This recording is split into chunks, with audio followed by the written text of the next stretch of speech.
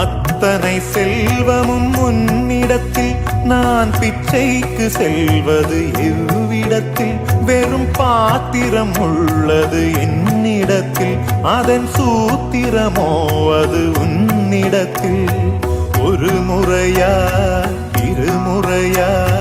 பலமுறை பல பிறப்பெடுக்க வைத்தாய் புதுவினையா